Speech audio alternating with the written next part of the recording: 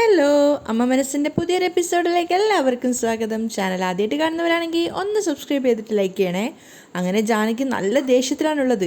ആ സമയത്താണ് വാസുദേവൻ അങ്ങോട്ടേക്ക് മാപ്പ് ചോദിക്കാൻ വേണ്ടി വന്നിട്ടുണ്ടായിരുന്നത്. സിദ്ധാർത്ഥ് പറഞ്ഞു വിട്ടതാണ് അയാളെ. അപ്പോൾ സിദ്ധാർത്ഥിനെ പേടിച്ചിട്ട് തന്നെ ഭയന്നാണ് ജാനകിയുടെ അടുത്തേക്ക് വരുന്നത്. ജാനകിയോട് മാപ്പ് ചോദിക്കുന്ന സമയത്ത് ജാനകി അയാൾക്ക് മുഖം പോലും കൊടുക്കുന്നുണ്ടായിരുന്നില്ല. അപ്പോൾ അയാൾ പറയുന്നുണ്ട്, നീ എന്നെ എന്ത് വേണമെങ്കിലും ശിക്ഷിച്ചോ, ഞാൻ ചെയ്തത് തെറ്റ് തന്നെയാണ്. നീ എന്ത് ശിക്ഷ തന്നാൽ അത് സ്വീകരിക്കാൻ ഞാൻ തയ്യാറാണ്. പക്ഷേ ഒരു വാക്ക് നിൻ്റെ നാവിൽ നിന്ന് വന്നാൽ മതി, എനിക്ക് മാപ്പ് തന്നു എന്നുള്ള വാക്ക്. അപ്പോൾ ജാനകി തീർത്ത് പറയാണ്, എനിക്ക് നിങ്ങളുടെ മുഖം പോലും കാണണ്ട. ഇനി അതുകൊണ്ട് തന്നെ നിങ്ങൾ എൻ്റെ മുന്നിലേക്ക് വരികയും വേണ്ട. നിങ്ങൾ ചെയ്ത തെറ്റ് ജീവിതകാലം മുഴുവൻ ഞാൻ മറക്കുകയില്ല എന്ന്. അങ്ങനെ ദേഷ്യത്തോടെ കടുംപിടുത്തത്തോടെയാണ് ജാനകി പറയുന്നത്. മാത്രമല്ല, ഇത്രയും കാലം ഞാൻ ദൈവത്തെ പോലെയാണ് നിങ്ങളെ കണ്ടത്, ഇപ്പോൾ നിങ്ങളെ കാണുന്നത് പോലെ എനിക്ക് വെറുപ്പാണ് എന്ന് പറയുന്ന സമയത്ത് വാസുദേവൻ ആകെ സങ്കടത്തോടു കൂടിയാണ് പുറത്തേക്ക് വരുന്നത്. അയാൾ പുറത്തെത്തിയതും പൊട്ടി കരയുന്നുണ്ടായിരുന്നു. അത് കണ്ടുകൊണ്ടാണ് മേഘ അങ്ങോട്ടേക്ക് വരുന്നത്. അവളെ കണ്ട സമയത്ത് വാസുദേവൻ സങ്കടത്തോടെ പറയാണ്, മേഘ, ജാനകി എൻ്റെ മുഖം പോലും ഇനി കാണണ്ടെന്ന് പറയാണ് മേഘ. ഞാനുമായിട്ട് ഇനിയൊരു ബന്ധം പോലും വേണ്ടാന്ന് അവൾ തീർത്ത് പറയുകയാണ് മേഘ. അപ്പോൾ മേഘ സമാധാനിപ്പിക്കുന്നുണ്ട്, നിങ്ങളൊന്നുകൊണ്ടും പേടിക്കേണ്ട. 2 ദിവസം എന്തായാലും അമ്മായി ഇത്ര തന്നെ ദേഷ്യത്തിലാണ് ഉണ്ടാവുക. പക്ഷെ അത് കഴിഞ്ഞാൽ കാര്യങ്ങളുടെ നിജസ്ഥിതി പറഞ്ഞു കൊടുത്ത് ഞാൻ അമ്മായിയെ സമാധാനിപ്പിച്ചോളാം. തീർച്ചയായിട്ടും ഞാൻ നിങ്ങളെ രണ്ടുപേരെയും ഒരുമിപ്പിക്കുകയും ചെയ്യും. നിങ്ങൾ സങ്കടപ്പെടാതെ പൊയ്ക്കോ. പക്ഷെ അപ്പോഴും വാസ്തവം കരഞ്ഞുകൊണ്ട് ഇങ്ങനെ കണ്ണൊക്കെ തുടക്കുകയാണ്. അപ്പോൾ മേഘ വീണ്ടും ആശ്വസിപ്പിക്കുന്നുണ്ട്, ഞാൻ പറഞ്ഞില്ലേ മാമ, ഞാനുണ്ടല്ലോ, അതുകൊണ്ടൊന്നും സംഭവിക്കില്ല, ഒക്കെ ഞാൻ ചെയ്തു തരാം, നിങ്ങൾ പൊയ്ക്കോളൂ. ജാനകി അമ്മായി എങ്ങനെ സമാധാനിപ്പിക്കണമെന്ന് എനിക്ക് നന്നായിട്ടറിയാം. അങ്ങനെ മേഘ വാക്ക് കൊടുത്തിട്ടാണ് അവിടുന്ന് പോകുന്നത്. വാസുദേവൻ അപ്പോഴും കരഞ്ഞുകൊണ്ട് ജാനകിയുടെ ഭാഗത്തേക്ക് തന്നെ തിരിഞ്ഞു നോക്കുന്നുണ്ടായിരുന്നു. അങ്ങനെ രാത്രിയായ സമയത്ത് ക്ഷേത്രത്തിലാണ് സിദ്ധാർത്ഥ് ഉണ്ടായിരുന്നത്. അവൻ കരഞ്ഞ് ഒരു പരുവായിട്ടുണ്ട്. അവൻ്റെ മനസ്സ് നിറച്ചും രാവിലെ മുത്തശ്ശി പറഞ്ഞ ആ ഒരു കാര്യമാണ്. മേഘ ആ സമയത്ത് അവിടെ എത്തിയിരുന്നില്ലെങ്കിൽ ഈ സമയം നിൻ്റെ അമ്മ മരണപ്പെട്ടിട്ടുണ്ടാവുമായിരുന്നു. അത് കേട്ട സമയത്ത് സിദ്ധാർത്ഥ് ഞെട്ടിത്തരിച്ച് നിന്നിട്ടുണ്ടായിരുന്നു. മാത്രമല്ല, പൊട്ടി കരയുന്ന അവൻ്റെ അമ്മയെ നോക്കിക്കൊണ്ട് മുത്തശ്ശി പറഞ്ഞിട്ടുണ്ടായിരുന്നു, നിൻ്റെ അമ്മ ഉറക്ക ഗുളിക എടുത്ത് കഴിച്ചിട്ട് മരിക്കാൻ വേണ്ടി ശ്രമിച്ചതാണ്. അപ്പോൾ സിദ്ധാർത്ഥ അമ്മയോട് ചോദിക്കുന്നുണ്ട്, എന്തിനാ അമ്മ ഇങ്ങനെ ചെയ്തത്? കരഞ്ഞുകൊണ്ട് ജാനകി പറയാണ്, വല്ലാത്ത അപമാനമാണ് മോനെ എനിക്കിതെ കൊണ്ട് തോന്നുന്നത്, അതുകൊണ്ടാണ് മരിച്ചു കളയാൻ തീരുമാനിച്ചത്. അമ്മയെക്കുറിച്ച് ആലോചിക്കും തോറും സിദ്ധാർത്ഥിന് വല്ലാത്ത സങ്കടം തോന്നുകയാണ്. മാത്രമല്ല, ഇന്ന് ജീവിതത്തിൽ സംഭവിച്ച കാര്യങ്ങളൊക്കെ സിദ്ധാർത്ഥിന് ഇങ്ങനെ ഓർമ്മ വന്നുകൊണ്ടിരിക്കുകയാണ്. അച്ഛൻ വന്ന സമയത്ത് അച്ഛനോട് അവൻ ചോദിക്കുന്നുണ്ട്, നിങ്ങൾ ചെയ്ത ഈ ഒരു പ്രവൃത്തി കാരണം അമ്മ എന്താ ചെയ്തതെന്ന് നിങ്ങൾക്കറിയാമോ? മരിക്കാൻ വേണ്ടിയിട്ട് ഗുളികകൾ എടുത്ത് കഴിച്ചിരിക്കുന്നു. അത് കേട്ടതും വാസു ഞെട്ടിയിട്ടുണ്ടായിരുന്നു. അപ്പോൾ വാസുവിനോട് പറയുന്നുണ്ട്, കല്യാണ വയസ്സുള്ള 2 മക്കളുള്ള സമയത്ത് നിങ്ങൾക്ക് ഇതൊക്കെ ആവശ്യമുള്ള കാര്യമായിരുന്നോ? അങ്ങനെ അച്ഛനോടും വളരെ മോശമായിട്ട് തന്നെയാണ് സിദ്ധാർത്ഥ് പ്രതികരിച്ചിട്ടുണ്ടായിരുന്നത്. മാത്രമല്ല, വാസുവിൻ്റെ കരണക്കുറ്റിക്ക് നോക്കി പൊട്ടിച്ചു കൊടുത്തിട്ടുണ്ടായിരുന്നു. എന്നിട്ട് സിദ്ധാർത്ഥ് പറഞ്ഞിട്ടുണ്ടായിരുന്നു, അച്ഛൻ എന്ന സ്ഥാനത്തിന് പോലും അർഹതയില്ലാത്തവരാണ് നിങ്ങളെയൊക്കെ ഞാനുണ്ടല്ലോ എന്ന് പറഞ്ഞിട്ട് വീണ്ടും അയാൾ സിദ്ധാർത്ഥ അയാളെ തല്ലിയിട്ടുണ്ടായിരുന്നു. അപ്പോൾ ആ കാര്യങ്ങളൊക്കെ വീണ്ടും സിദ്ധാർത്ഥ് ആലോചിച്ചിട്ട് അവൻ്റെ കണ്ണൊക്കെ നിറയാണ്. ഒരു ദിവസം കൊണ്ട് തൻ്റെ ലൈഫിൽ വന്ന മാറ്റങ്ങൾ സിദ്ധാർത്ഥിന് അംഗീകരിക്കാൻ സാധിക്കുന്നുണ്ടായിരുന്നില്ല. കാരണം ഒരു നിമിഷം മേഘ വൈകിയിരുന്നെങ്കിൽ അമ്മയെ തനിക്കിന്ന് കിട്ടില്ലായിരുന്നു എന്ന് ഓർക്കും തോറും അവന് വല്ലാത്ത സങ്കടം തോന്നുകയാണ്. അതേസമയം ചന്ദ്രികയാണെങ്കിൽ സിദ്ധാർത്ഥിനെ വിളിച്ചിട്ട് കിട്ടായിട്ട് അവൾ ആകെ ഒരു വിഷമത്തിലാണ് ഉണ്ടായിരുന്നത്. അവൾ വീണ്ടും ട്രൈ ചെയ്ത് നോക്കുന്നുണ്ട്. പക്ഷേ സിദ്ധാർത്ഥിൻ്റെ ഫോണിലേക്ക് കോള് പോവുകയാണെങ്കിൽ അവൻ കട്ടാക്കുകയാണ്. അവൾ ചിന്തിക്കുന്നുണ്ട്, ഇതെന്തായിരിക്കും സിദ്ധു സാർ ഫോൺ എടുക്കാത്തത്, എന്താ ഇങ്ങനെ കട്ട് ചെയ്തുകൊണ്ടിരിക്കുന്നത്? എന്നിട്ടും ചന്ദ്രിക വീണ്ടും ട്രൈ ചെയ്തുകൊണ്ടേ ഇരിക്കുകയായിരുന്നു. പക്ഷേ സിദ്ധാർത്ഥ് കോള് കട്ട് ചെയ്തുകൊണ്ടേ ഇരിക്കുകയാണ്. അവൾക്ക് ആകെ ഒരു വിഷമം തോന്നുന്നുണ്ട്. നോക്കുന്ന സമയത്ത് പ്രിയ അവിടുന്ന് മുറ്റത്തുനിന്ന് ഫുട്ബോൾ കളിക്കുകയാണ്. അപ്പോൾ പ്രിയയുടെ അടുത്തേക്ക് പോയിട്ട് ചോദിക്കുന്നുണ്ട്, പ്രിയ, സിദ്ധു സാർ അകത്തുണ്ടോ? ഇല്ല ആൻറ്റി, സിദ്ധു അങ്കിൾ ഇവിടെ ഇല്ല. ഇത്ര നേരമായിട്ടും സിദ്ധു സാർ വീട്ടിലേക്ക് വന്നിട്ടില്ല. ശരി, നീ കളിച്ചോ എന്ന് പറഞ്ഞിട്ട് ചന്ദ്രിക അവിടുന്ന് വേഗം പോവുകയാണ്. ചന്ദ്രയ്ക്ക് വല്ലാത്തൊരു വിഷമം തോന്നുന്നുണ്ടായിരുന്നു. സിദ്ധാർത്ഥ് വീട്ടിലും ഇല്ല, അവനെ ഫോൺ വിളിച്ചിട്ട് അവൻ അറ്റൻഡ് ചെയ്യുന്നുമില്ല, കട്ട് ചെയ്യാണ്. അപ്പോൾ അവൾ ചിന്തിക്കുന്നുണ്ട്, സിദ്ധാർത്ഥ് സാർ ഇനിയും വീട്ടിലേക്ക് വന്നിട്ടില്ലെങ്കിൽ എവിടെ പോയതായിരിക്കും? എന്തായിരിക്കും ഫോൺ വിളിച്ചിട്ട് അറ്റൻഡ് ചെയ്യാത്തത്? ഇനിയൊരു പക്ഷേ ഏതെങ്കിലും കൂട്ടുകാരൻ്റെ വീട്ടിൽ പോയിട്ടുണ്ടാവോ എന്ന് പറഞ്ഞിട്ട് ചന്ദ്രിക സിദ്ധാർത്ഥിൻ്റെ ഒരു കൂട്ടുകാരൻ്റെ നമ്പറിലേക്ക് കോൾ ചെയ്യുകയാണ്. പക്ഷേ അയാൾ നാട്ടിലുണ്ടായിരുന്നില്ല. അപ്പോൾ പിന്നെ ചന്ദ്രികയ്ക്ക് വീണ്ടും തോന്നുകയാണ് സിദ്ധാർത്ഥ് മറ്റെവിടെയോ ആണെന്ന്. എന്തായാലും സിദ്ധു സാറിൻ്റെ കാർ ഇവിടെ കാണുന്നില്ല, ഒരുപക്ഷെ ക്ഷേത്രത്തിൽ പോയിട്ടുണ്ടാവും എന്ന് പറഞ്ഞ് ചന്ദ്രിക നേരെ ക്ഷേത്രത്തിലേക്ക് പോവുകയാണ്. അവളുടെ ഊഹം ശരിയായിരുന്നു. സിദ്ധാർത്ഥ് ക്ഷേത്രത്തിൽ തന്നെയാണ് ഉണ്ടായിരുന്നത്. പക്ഷെ അവന് സ്ഥലകാല ബോധം ഇല്ലാത്ത പോലെയാണ് സിദ്ധാർത്ഥ് അവിടെ ഇരിക്കുന്നത്. അതുകൊണ്ട് തന്നെ ചന്ദ്രിക അവൻ്റെ അടുത്തെത്തിയ സമയത്ത് അവൻ്റെ പേരെടുത്ത് വിളിക്കുകയാണ്, സിദ്ധു സാർ. സിദ്ധുവിൻ്റെ കണ്ണൊക്കെ നിറഞ്ഞിട്ടാണ് ഉണ്ടായിരുന്നത്. ചന്ദ്രിക അവനോട് ചോദിക്കുന്നുണ്ട്, എന്താ സാർ ഫോൺ വിളിച്ചിട്ട് എടുക്കാത്തത്? സിദ്ധാർത്ഥ അതിന് മറുപടിയൊന്നും പറയുന്നില്ല. അവൻ്റെ മുഖത്ത് നല്ല ദേഷ്യം ഉണ്ടായിരുന്നു. അതുമാത്രമല്ല, കണ്ണൊക്കെ നിറഞ്ഞിരിക്കുകയാണ്. ചന്ദ്രിക വീണ്ടും ചോദിക്കുകയാണ്, എന്താ സാർ വീട്ടിൽ വരാതെ ഇവിടെ തന്നെ ഇങ്ങനെ ഇരിക്കുന്നത്? എന്താ സാർ നിങ്ങൾക്ക് പറ്റിയത്? ചന്ദ്രിക അത്രയും സംസാരിച്ചിട്ടും സിദ്ധാർത്ഥ ഒന്നിനും മറുപടി പറയുന്നില്ല. അവൻ നല്ല ദേഷ്യത്തോടെയാണ് ഇരിക്കുന്നത്. അപ്പോൾ ചന്ദ്രിക വീണ്ടും ചോദിക്കുകയാണ്, എന്താ സാർ എന്നോടൊന്നും സംസാരിക്കാത്തത്? ഞാൻ എന്തെങ്കിലും തെറ്റ് ചെയ്തോ സാർ? അപ്പോഴാണ് സിദ്ധാർത്ഥ ദേഷ്യത്തോടെ അവളെ നോക്കിയിട്ട് പറയുന്നത്, ചെയ്യേണ്ടതൊക്കെ ചെയ്തിട്ട് ഞാൻ എന്തെങ്കിലും തെറ്റ് ചെയ്തോ എന്ന് ഒന്നും അറിയാത്തതുപോലെ ചോദിക്കരുത്. ചന്ദ്രികയ്ക്ക് പെട്ടെന്ന് കാര്യം മനസ്സിലായില്ല. അപ്പോൾ സിദ്ധാർത്ഥ ദേഷ്യത്തോടെ പറയുന്നുണ്ട്, ഞാൻ നിന്നോട് എന്താ പറഞ്ഞിരുന്നത്? എൻ്റെ അച്ഛൻ്റെ കാര്യത്തിൽ തലയിടരുതെന്നും അത് ഞാൻ നോക്കിക്കോളാമെന്നും പറഞ്ഞിരുന്നതല്ലേ? അപ്പോഴാണ് അതാണ് കാര്യം എന്നുള്ളത് ചന്ദ്രയ്ക്ക് മനസ്സിലാവുന്നത്. അപ്പോൾ സിദ്ധു ചോദിക്കുന്നുണ്ട്, പിന്നെ എന്തിനാ അച്ഛനും ജ്യോതിക്കും തമ്മിൽ ഇപ്പോഴും ബന്ധമുണ്ടെന്ന് എൻ്റെ അമ്മയോട് പോയിട്ട് പറഞ്ഞത്? സിദ്ധാർത്ഥ നല്ല ദേഷ്യത്തിലാണ് ഉണ്ടായിരുന്നത്. അത് കേട്ടപ്പോൾ ചന്ദ്രയ്ക്കും വല്ലാത്ത സങ്കടം തോന്നുന്നുണ്ട്. അപ്പോഴാണ് സിദ്ധു പറയുന്നത്, നീ ചെയ്ത ആ ഒരു കാര്യം കാരണം എൻ്റെ അമ്മ ആത്മഹത്യക്ക് ശ്രമിച്ചു. അത് കേട്ടതും ചന്ദ്രിക വല്ലാതെ ഷോക്കായി. ഒരുപക്ഷെ അവർക്ക് എന്തെങ്കിലും സംഭവിച്ചിരുന്നെങ്കിൽ എന്ത് ചെയ്യുമായിരുന്നു? പറ. എൻ്റെ അമ്മയുടെ ജീവൻ പോയിരുന്നെങ്കിൽ നിന്നെക്കൊണ്ട് തിരിച്ചു തരാൻ സാധിക്കുമായിരുന്നോ? സിദ്ധാർത്ഥ ചന്ദ്രികയെ ചോദ്യം ചെയ്യാണ്. ചന്ദ്രികയാണെങ്കിൽ വല്ലാതെ പേടിച്ചു പോയിട്ടുണ്ടായിരുന്നു. അപ്പോഴാണ് ജാനകി ആത്മഹത്യക്ക് ശ്രമിച്ചതൊക്കെ ചന്ദ്രിക അറിഞ്ഞത്. താൻ ചെയ്തത് വലിയൊരു തെറ്റാണെന്നുള്ള കുറ്റബോധം അവൾക്ക് അപ്പം തോന്നുവാണ്. അപ്പോൾ സിദ്ധു പറയുന്നുണ്ട്, ഞാൻ എപ്പോഴും വല്ലാത്ത അഭിമാനത്തോടു കൂടിയാണ് നിന്നെക്കുറിച്ച് ആലോചിക്കാറ്. എന്നാൽ നീയും ഒരു ശരാശരി പെണ്ണ് മാത്രമാണെന്ന് തെളിയിച്ചു. എൻ്റെ അച്ഛന് മേലുള്ള ദേഷ്യം കാരണം അദ്ദേഹത്തിനുള്ള തക്ക ശിക്ഷ കൊടുക്കണമെന്ന് വിചാരിച്ചിട്ടല്ല നീ ഇങ്ങനെയൊക്കെ ചെയ്തത്. സിദ്ധാർത്ഥിൻ്റെ മനസ്സിലുള്ള കാര്യം കേട്ടപ്പോൾ ചന്ദ്രിക വല്ലാതെ സങ്കടത്തിലായിട്ടുണ്ടായിരുന്നു. അവൾ ചോദിക്കുന്നുണ്ട്, എന്തിനാ സർ ഇങ്ങനെയൊക്കെ പറയുന്നത്? ഞാൻ എന്ത് ചെയ്താലും അതിലൊരു കാര്യം ഉണ്ടാവും സർ. നിങ്ങളുടെ അച്ഛനെ കുറ്റക്കാരനാക്കണമെന്ന് വിചാരിച്ചിട്ടല്ല ഞാൻ ഇങ്ങനെയൊന്നും ചെയ്തത്. ഇത്രയ്ക്കും നമ്മൾ മുന്നറിയിപ്പ് കൊടുത്തിട്ടും ജ്യോതിയുമായിട്ടുള്ള ബന്ധം അദ്ദേഹം വിടുന്നില്ലെങ്കിൽ അതിനെന്താ സർ അർത്ഥം? അതിന് സിദ്ധാർത്ഥ മറുപടിയൊന്നും പറയുന്നില്ല. അവൻ കണ്ണു തുടക്കുകയാണ്. അപ്പോൾ ചന്ദ്രിക ചോദിക്കുന്നുണ്ട്, ജാനകി അമ്മായിയെ ചതിക്കുക എന്നല്ലേ സർ അതിൻ്റെ അർത്ഥം? അതുകൊണ്ട് എൻ്റെ മനസ്സ് കേട്ടില്ല സർ. അദ്ദേഹത്തെ ദൈവമായിട്ട് കാണുന്ന ജാനകി അമ്മായിക്ക് ഈ ഒരു കാര്യം അറിയണം.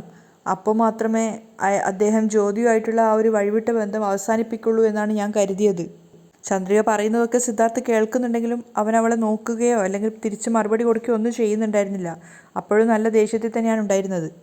അപ്പോൾ ചന്ദ്രിക വീണ്ടും പറയുന്നുണ്ട്, സർ, അല്ലാതെ നിങ്ങൾ വിചാരിക്കുന്നത് പോലെ നിങ്ങളുടെ അച്ഛനോട് എനിക്കൊരു പ്രതികാരമോ ദേഷ്യമോ ഒന്നും ഉണ്ടായിട്ടില്ല സർ. അല്ലാത്ത പക്ഷം ഞാൻ ചെയ്തതിൽ എന്തെങ്കിലും തെറ്റുണ്ടെങ്കിൽ എനിക്ക് മാപ്പ് തരണം സർ. അപ്പോൾ സിദ്ധാർത്ഥ അവളോട് ചോദിക്കുന്നുണ്ട്, ഒരുപക്ഷെ എൻ്റെ അമ്മ ആത്മഹത്യ ചെയ്തിട്ട് എൻ്റെ അമ്മയുടെ ജീവൻ പോയിരുന്നെങ്കിൽ നീ ഇപ്പോൾ ഈ ചോദിച്ച മാപ്പ് എൻ്റെ അമ്മയുടെ ജീവൻ തിരിച്ചു തരികയായിരുന്നോ ചന്ദ്രിക? സിദ്ധാർത്ഥിൻ്റെ ചോദ്യത്തിന് മുന്നിൽ ചന്ദ്രിക തലതാഴ്ത്തി നിൽക്കുകയാണ്. അപ്പോൾ സിദ്ധു വീണ്ടും പരിഹാസത്തോട് ചോദിക്കുന്നുണ്ട്, തരില്ല അല്ലേ? എന്നിട്ട് അവളോടുള്ള സർവ്വ ദേഷ്യവും കൊണ്ട് സിദ്ധാർത്ഥ് അവിടെ നിന്ന് എഴുന്നേറ്റ് പോവുകയാണ്. ചന്ദ്രിക പിന്നീന്ന് വിളിക്കുന്നുണ്ടെങ്കിലും സിദ്ധാർത്ഥ് തിരിഞ്ഞു പോലും നോക്കിയിട്ടില്ല. അതേസമയം മലറിനെ പഠിപ്പിച്ചുകൊണ്ടിരിക്കുകയാണ് മഹേന്ദ്രൻ. അപ്പോഴാണ് അങ്ങോട്ടേക്ക് ലക്ഷ്മി പാലൊക്കെ ആയിട്ട് വന്നിട്ടുണ്ടായിരുന്നത്. അപ്പോൾ മഹേന്ദ്രൻ ചോദിക്കുന്നുണ്ട്, ചന്ദ്രിക എവിടെയെന്ന്. ഇല്ല, അവളിവിടെ ഇല്ലയെന്ന് പറയുന്നുണ്ട്. എന്നാൽ വിളിച്ചു നോക്കിക്കൂടാൻ ചോദിച്ചപ്പോൾ ഫോൺ സ്വിച്ച് ഓഫ് ആണെന്ന് ലക്ഷ്മി പറയുകയാണ്. ഈ സമയത്ത് ചന്ദ്രിക എവിടെ പോയതായിരിക്കും എന്നൊക്കെ മഹേന്ദ്രൻ ചിന്തിച്ചുകൊണ്ടിരിക്കുമ്പോഴാണ് ചന്ദ്രിക അങ്ങോട്ടേക്ക് നടന്നു വരുന്നുണ്ടായിരുന്നത്. മലരാണ് ആദ്യം കാണുന്നത്. മലര് പറയുന്നുണ്ട്, ദാ അമ്മ വരുന്നുണ്ട്. ചന്ദ്രിക വന്നപ്പോൾ മഹേന്ദ്രൻ ചോദിക്കുന്നുണ്ട്, ഈ സമയത്ത് എവിടെ പോയതാണെന്ന്. ക്ഷേത്രത്തിൽ പോയതാന്ന് പറഞ്ഞപ്പോൾ അവളുടെ മുഖം കണ്ടിട്ട് മഹേന്ദ്രൻ ചോദിക്കുകയാണ്, എന്താ നിൻ്റെ മുഖം എന്തോ പോലെ ഇരിക്കുന്നത്? അത് ഒരു പ്രശ്നമുണ്ട് അച്ഛാ. അങ്ങനെ ജാനകിയെയും കൂട്ടിയിട്ട് ജ്യോതിയുടെ വീട്ടിലേക്ക് പോയതും അവിടെ വെച്ച് സുമംഗലി പൂജയിൽ ജ്യോതിയുടെ നെറ്റിയിൽ സിന്ദൂരം ചാർത്തുന്ന വാസുവിനെ നേരിട്ടിട്ട് ജാനകി കണ്ടതും അതിനുശേഷം അയാൾ അവൾക്ക് വേണ്ടിയിട്ടൊരു മാല കൊടുത്തതും മോതിരം കൊടുത്തതും അങ്ങനെയുള്ള എല്ലാ കാര്യങ്ങളും, അതിനുശേഷം സിദ്ധാർത്ഥ് ജാനകി ആത്മഹത്യക്ക് ശ്രമിച്ചതുൾപ്പെടെയുള്ള എല്ലാ കാര്യങ്ങളും അച്ഛനോടും അമ്മയോടും ചന്ദ്രിക പറഞ്ഞു കൊടുക്കുകയാണ്. എല്ലാം കേട്ടതിന് ശേഷം മഹേന്ദ്രൻ പൊട്ടിത്തെറിക്കുകയാണ്. എന്ത്? ജാനകി ആത്മഹത്യക്ക് ശ്രമിച്ചെന്നോ? എൻ്റെ സഹോദരിക്ക് ദ്രോഹം ചെയ്യാൻ ആ റാസ്കലിന് എങ്ങനെയാണ് സാധിച്ചത്? നമ്മുടെ കമ്പനിയിൽ വെറും അക്കൗണ്ടൻ്റായിട്ടാണ് അവൻ ജോലിക്ക് കയറിയത്. എൻ്റെ സഹോദരിയോടുള്ള അവൻ്റെ സ്നേഹം കണ്ടിട്ട് മാത്രമാണ് അവളെ കല്യാണം കഴിപ്പിച്ചു കൊടുത്തത്. മഹേന്ദ്രൻ പൊട്ടിത്തെറിച്ചുകൊണ്ട് മുൻപ് നടന്ന കാര്യങ്ങളൊക്കെ പറയുകയാണ്. മാത്രമല്ല അതിനുശേഷമാണ് അവനെ കമ്പനിയുടെ ഫൈനാൻസ് ഹെഡും ആക്കിയത്. അതിനുശേഷമാണ് സൊസൈറ്റിയിൽ 4 ആൾ അറിയുന്ന ഒരാളായിട്ട് അവൻ മാറിയത്. എന്നാൽ ഇന്ന് ചിന്തിച്ചു നോക്ക്, എൻ്റെ സ്വന്തം സഹോദരിക്ക് തന്നെ അവൻ ചതി ചെയ്തിരിക്കുന്നു. അവനെ വെറുതെ വിടാൻ പാടില്ല. അപ്പോഴും ചന്ദ്രികയുടെ മുഖത്ത് വല്ലാത്തൊരു സങ്കടം തന്നെയാണ് ഉണ്ടായിരുന്നത്. അപ്പോൾ മഹേന്ദ്രൻ പറയുന്നുണ്ട്, ജാനകി അവനെ സ്നേഹിക്കുന്നത് കൊണ്ട് മാത്രമാണ് ഇത്രയൊക്കെ ചെയ്തിട്ടും അവനെ എല്ലാവരും സഹിച്ചത്. അതുകൊണ്ട് മാത്രമാണ് അവൾ കല്യാണം കഴിച്ചത്. എന്നാൽ ഇന്ന് ഇത്രയും തരംതാണൊരു പ്രവൃത്തിയല്ലേ അവൻ ചെയ്തിരിക്കുന്നത്. ഒരിക്കലും അവന് മാപ്പ് കൊടുക്കാനേ പാടില്ല. എവിടെയാണ് അവനുള്ളത്? അപ്പോൾ ചന്ദ്രിക കരഞ്ഞുകൊണ്ട് പറയാണ്, ജാനകി അമ്മായി ഇനി കൺമുന്നിൽ പോലും അയാളെ കാണാൻ പാടില്ലെന്ന് പറഞ്ഞു. അദ്ദേഹം ഇപ്പോൾ ആ വീട്ടിലില്ല അച്ഛാ. അപ്പോൾ മഹേന്ദ്രൻ ചോദിക്കുന്നുണ്ട്, അവൻ വീട്ടിൽ വരുമല്ലോ? വരട്ടെ, അവൻ്റെ മുഖത്ത് നോക്കി ഞാൻ ഒന്ന് പൊട്ടിച്ചു കൊടുക്കുന്നുണ്ട്. അപ്പോൾ കരഞ്ഞുകൊണ്ട് ചന്ദ്രിക ലക്ഷ്മിയോട് പറയാണ്, അമ്മ, ജാനകി അമ്മായി ആത്മഹത്യക്ക് ശ്രമിച്ചത് കാരണം സിദ്ധു സാറ് എന്നോട് വല്ലാത്ത ദേഷ്യത്തിലാണ്. ഈയൊരു കാര്യം എന്തിനാ എൻ്റെ അമ്മയോട് പറഞ്ഞതെന്ന് ചോദിച്ചിട്ട് വല്ലാതെ ദേഷ്യപ്പെട്ടു എന്നോട്. അമ്മായി സൂയിസൈഡ് ചെയ്യാൻ ഞാനൊരു കാരണമാണെന്നാണ് അദ്ദേഹം പറയുന്നത്. സിദ്ധു സാറ് ഇതുവരെ എന്നോട് ഇത്രയും ദേഷ്യപ്പെട്ട് സംസാരിച്ചിട്ടില്ല. ചന്ദ്രിക അത് ഓർക്കും തോറും സങ്കടം വരികയാണ്. ഇപ്പോൾ എനിക്ക് വല്ലാത്ത കുറ്റബോധം തോന്നുന്നു അമ്മ. അവളുടെ സങ്കടം കണ്ടിട്ട് ലക്ഷ്മിയും പറയുന്നുണ്ട്, ചന്ദ്രിക എന്തിനാ മോളെ ഇങ്ങനെ കുട്ടികളെ പോലെ കരയുന്നത്? വാസുദേവൻ ഈ തെറ്റ് ഇനിയും വീണ്ടും ചെയ്യരുതെന്ന് കരുതിയിട്ടല്ലേ ഈ ഒരു കാര്യം നീ ജാനകിയോട് പറഞ്ഞത്? ഇതിൽ സങ്കടപ്പെടാൻ ഒന്നുമില്ല മോളെ. നീ നല്ല കാര്യം തന്നെയാണ് മോളെ ചെയ്തത്. പക്ഷേ ഇത് നീ ചെയ്യുന്നതിന് മുമ്പ് സിദ്ധാർത്ഥിനോടൊരു വാക്ക് ചോദിക്കാമായിരുന്നു. ശരി വിട്, എന്തോ സംഭവിക്കണമെന്നുണ്ടോ അതുതന്നെ സംഭവിച്ചു. അപ്പോഴും ചന്ദ്രിക കരഞ്ഞുകൊണ്ടിരിക്കുകയാണ്. അപ്പോൾ ലക്ഷ്മി പറയുന്നുണ്ട്, ഇനിയെങ്കിലും വാസുദേവൻ ജ്യോതിയെ ഒഴിവാക്കിയിട്ട് ജാനകിക്കൊപ്പം നന്നായിട്ട് ജീവിച്ചാൽ മതിയായിരുന്നു. അപ്പോൾ മഹേന്ദ്രൻ പറയുന്നുണ്ട്, ലക്ഷ്മി ഇനി ആ റാസ്കൽ എൻ്റെ സഹോദരിക്കൊപ്പം ജീവിക്കേണ്ട. അവൾ എടുത്ത തീരുമാനം തന്നെയാണ് ശരി. ഇനി ആ റാസ്കൽ ഈ വീട്ടിൽ പോലും വരാൻ പാടില്ല. അപ്പോൾ കൂടുതൽ പ്രശ്നങ്ങളിലേക്കാണ് പോയിക്കൊണ്ടിരിക്കുന്നതെന്ന് ലക്ഷ്മിക്കും ചന്ദ്രികയ്ക്കും ഒക്കെ മനസ്സിലാവുന്നുണ്ടായിരുന്നു. അപ്പോൾ ലക്ഷ്മി ചന്ദ്രികയോട് പറയുന്നുണ്ട്, നീ മലറിനെ അകത്തേക്ക് കൂട്ടിക്കൊണ്ടുപോയി ഭക്ഷണം കൊടുക്കും. അതുപോലെ തന്നെ ചന്ദ്രിക മലറിനെയും കൂട്ടിയിട്ട് അകത്തേക്ക് പോവുകയാണ്. നേരം വെളുത്തപ്പോൾ മഹേന്ദ്രൻ പുറത്തു പോയിട്ട് തിരിച്ചു വരുമ്പോൾ കാണുന്നത് വാസുദേവൻ മുറ്റത്ത് ചെടി നനയ്ക്കുന്നതാണ്. അയാൾ ദേഷ്യത്തോടെ വാസുദേവനെ നോക്കുന്നുണ്ട്. എൻ്റെ സഹോദരിയോട് ഇത്രയൊക്കെ ചെയ്തിട്ടും ഒരു കുറ്റബോധം ഇല്ലാതെ ഇവിടെ നിന്ന് ചെടി നനയ്ക്കുകയാണോ? അതുമാത്രമല്ല, സിദ്ധാർത്ഥ് ചന്ദ്രികയോട് പറഞ്ഞ കാര്യങ്ങളും ജാനകി ആത്മഹത്യക്ക് ശ്രമിച്ചത് മുതലുള്ള കാര്യങ്ങളൊക്കെ മഹേന്ദ്രൻ്റെ മനസ്സിൽ കൂടെ വരികയാണ്. ഒക്കത്തിനും ഈ കാണുന്ന വാസുദേവനാണല്ലോ കാരണക്കാരെന്ന് ഓർക്കും തോറും അയാൾക്കുള്ള ദേഷ്യം കൂടിക്കൊണ്ടിരിക്കുകയാണ്. അതുകൊണ്ട് തന്നെ കടയിൽ പോയി വാങ്ങിച്ച സാധനങ്ങളൊക്കെ അവിടെ വലിച്ചെറിഞ്ഞിട്ട് മഹേന്ദ്രൻ വാസുദേവൻ്റെ നേരെ വരുന്നുണ്ടായിരുന്നു. പക്ഷേ വാസുദേവൻ സ്നേഹത്തോടെ എന്ന പോലെയാണ് മഹേന്ദ്രനോട് പെരുമാറുന്നത്. പക്ഷേ മഹേന്ദ്രൻ പൊട്ടിത്തെറിക്കുകയാണ്. എൻ്റെ സഹോദരിയെ നീ ഇത്രയും കാലം ചതിക്കുകയായിരുന്നല്ലേ എന്നൊക്കെ പറഞ്ഞിട്ട് പൊട്ടിത്തെറിക്കുന്നുണ്ട്. നിന്നെ ദൈവത്തെ പോലെ കാണുന്ന ആ ഒരു പെണ്ണിനെ ഇങ്ങനെ ചതിക്കാൻ നിനക്ക് എങ്ങനെയാണ് മനസ്സ് വന്നത്? നിനക്ക് വേണ്ടിയിട്ടാണ് കൂടെ പിറന്ന സഹോദരനെയും അച്ഛനെയും വരെ അവൾ ഒഴിവാക്കിയത്. അങ്ങനെയുള്ള അവളോടാണോ നീ ഈ ചതി ചെയ്തത്? നിന്നെ എന്ന് പറഞ്ഞിട്ട് മഹേന്ദ്രൻ ദേഷ്യം സഹിക്കാനാവാതെ വാസുദേവൻ്റെ കവിളത്ത് അടിച്ച് പൊട്ടിക്കുകയാണ്. അങ്ങനെ ഒരുപാട് ബഹളമൊക്കെ ആയ സമയത്ത് ലക്ഷ്മി അങ്ങോട്ടേക്ക് വന്നിട്ട് അവരെ തടയുന്നുണ്ടായിരുന്നു. അപ്പം മഹേന്ദ്രൻ ദേഷ്യത്തോടെ പറയുന്നുണ്ട്, എൻ്റെ സഹോദരിയോടുള്ള സ്നേഹം കണ്ടിട്ടാണ് ഇവനെ കൊണ്ട് കല്യാണം കഴിപ്പിച്ചത്. എന്നിട്ട് ഇവൻ എൻ്റെ സഹോദരിയോട് ചെയ്തത് എന്താണെന്നൊക്കെ പറയുകയാണ്. അപ്പോൾ ലക്ഷ്മി പറയുന്നുണ്ട്, ഇനി അത് പറഞ്ഞിട്ട് കാര്യമില്ല. അപ്പോൾ വാസുദേവനോട് പറയുകയാണ് ഇവിടുന്ന് പൊയ്ക്കോന്ന്. വാസുദേവൻ അകത്തേക്ക് കയറി പോകുന്നുണ്ട്. മഹേന്ദ്രൻ വാസുദേവനോടുള്ള ദേഷ്യം അടങ്ങുന്നുണ്ടായിരുന്നില്ല. ലക്ഷ്മിയോട് ഇങ്ങനെ ഓരോന്ന് പറഞ്ഞുകൊണ്ടേ ഇരിക്കുകയാണ് ജാനകിയെ ചതിച്ചതിനെ സംബന്ധിച്ചിട്ട്. അവസാനം ലക്ഷ്മി എങ്ങനെയോ അയാളെ സമാധാനിപ്പിച്ചിട്ട് കൂട്ടിക്കൊണ്ടു പോകുന്നുണ്ട്. രാത്രിയായപ്പോൾ ലക്ഷ്മിയും മഹേന്ദ്രനും കൂടിയിട്ട് വീട്ടിലേക്ക് വരികയാണ്. ആ സമയത്താണ് സിദ്ധാർത്ഥിനെ പുറത്തവിടെ സോഫയിൽ കാണുന്നത്. സിദ്ധാർത്ഥ് എന്തൊക്കെയോ പിച്ചും പേയൊക്കെ പുലമ്പുന്നുണ്ടായിരുന്നു. കാരണം അവൻ മദ്യപിച്ചിട്ടാണ് അവിടെ കിടക്കുന്നുണ്ടായിരുന്നത്. സിദ്ധു അല്ലേ അത് എന്ന് ചോദിച്ചുകൊണ്ടാണ് അവർ രണ്ടുപേരും അങ്ങോട്ടേക്ക് വരുന്നത്. അവർ രണ്ടുപേരും അവിടെ കയറിയിട്ട് സിദ്ധുവിനെ വിളിക്കുന്നു. അപ്പോൾ സിദ്ധു എഴുന്നേറ്റിട്ട് പറയുന്നുണ്ട്, വാ അങ്കിൾ വാ. അപ്പോൾ മഹേന്ദ്രൻ ചോദിക്കുകയാണ്, എന്താ സിദ്ധു ഇവിടെ വന്ന് കിടക്കുന്നത്? ഉള്ളിൽ പോയി കിടന്നൂടെ? അപ്പോൾ സിദ്ധു സങ്കടത്തോടെ പറയുകയാണ്, മനസ്സ് ശരിയില്ല അങ്കിൾ. പക്ഷെ അവൻ്റെ നാവൊക്കെ കുഴയുന്നുണ്ടായിരുന്നു. സിദ്ധാർത്ഥ് സംസാരിച്ചപ്പോൾ മദ്യത്തിൻ്റെ മണവും കിട്ടുന്നുണ്ടായിരുന്നു മഹേന്ദ്രന്. അയാളിങ്ങനെ മൂക്ക് പിടിക്കുകയാണ്. ആ സമയത്ത് സിദ്ധാർത്ഥ് നാവ് കുഴഞ്ഞുകൊണ്ട് പറയാണ്, അകത്തേക്ക് പോവാനേ തോന്നുന്നില്ല, അതുകൊണ്ട് ഇവിടെ തന്നെ കിടന്നത്. അയാൾ സങ്കടത്തോടെ ചോദിക്കുകയാണ്, എന്താ സിദ്ധു നീ കുടിച്ചിട്ടുണ്ടോ? അതെ അങ്കിൾ, എൻ്റെ അച്ഛൻ ചെയ്ത ദ്രോഹം എനിക്ക് മറക്കാൻ സാധിക്കുന്നില്ല അങ്കിൾ. അത് കാരണം എൻ്റെ അമ്മ ആത്മഹത്യക്ക് ശ്രമിച്ചത് എനിക്ക് മറക്കാൻ പറ്റുന്നില്ല. എനിക്ക് സഹിക്കാൻ വയ്യ. മേഘ ഒരു നിമിഷം താമസിച്ചിരുന്നെങ്കിൽ എൻ്റെ അമ്മ ഇപ്പോൾ ജീവനോടെ ഉണ്ടാകുമായിരുന്നില്ല. അവന് സങ്കടം സഹിക്കാനാവുന്നുണ്ടായിരുന്നില്ല. അത് അവൻ്റെ വാക്കുകളിൽ തന്നെ പ്രകടമായിരുന്നു. മഹേന്ദ്രനും ലക്ഷ്മിക്കും അത് മനസ്സിലായിട്ടുണ്ട്.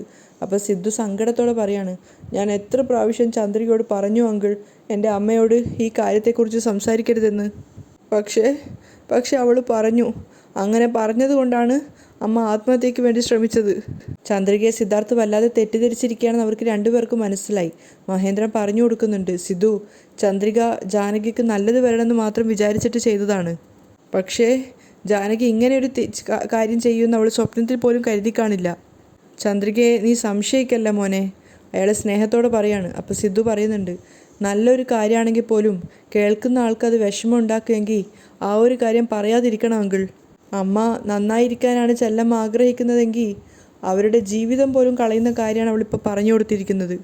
സിദ്ധു സങ്കടം സഹിക്കാനാവാതെ കണ്ണീര് തുടക്കുകയാണ്. അപ്പോൾ മഹേന്ദ്രൻ പറയുന്നുണ്ട്, എന്തിനാ സിദ്ധു ഇങ്ങനെ സങ്കടത്തോടെ സംസാരിക്കുന്നത്? നീ സംസാരിക്കുന്നത് കേൾക്കുമ്പോൾ വല്ലാത്ത സങ്കടം തോന്നുന്നു മോനെ. സിദ്ധു കരഞ്ഞുകൊണ്ട് പറയുന്നുണ്ട്, അങ്കിൾ, ചന്ദ്രികയെ അമ്മയ്ക്ക് ഇഷ്ടമല്ല, അതെനിക്കറിയാം.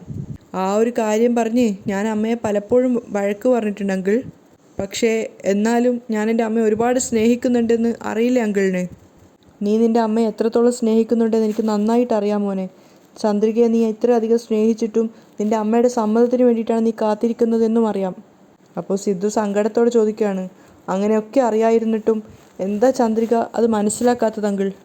അമ്മയ്ക്ക് സമ്മതമില്ലാത്ത ഒരു കാര്യവും ഞാൻ ചെയ്യില്ലെന്ന് അറിയില്ലേ അങ്കിൾ നിങ്ങൾക്ക്? അവനവൻ്റെ സങ്കടം പറഞ്ഞുകൊണ്ടിരിക്കുകയാണ്. അമ്മയുടെ സമ്മതത്തോടെ എന്തും ചെയ്യണമെന്ന് ആഗ്രഹിക്കുന്ന ഒരുത്തനാണ് ഞാൻ. അങ്ങനെയുള്ള എൻ്റെ അമ്മയെ ആത്മഹത്യയുടെ വക്കിൽ വരെ കൊണ്ടെത്തിച്ചില്ലേ ചന്ദ്രിക? സിദ്ധുവിന് എത്ര പറഞ്ഞിട്ടും അവൻ്റെ സങ്കടം തീരുന്നുണ്ടായിരുന്നില്ല. അവിടെയാണ് ഇന്നത്തെ എപ്പിസോഡ് വൈൻഡപ്പ് ചെയ്യുന്നത്.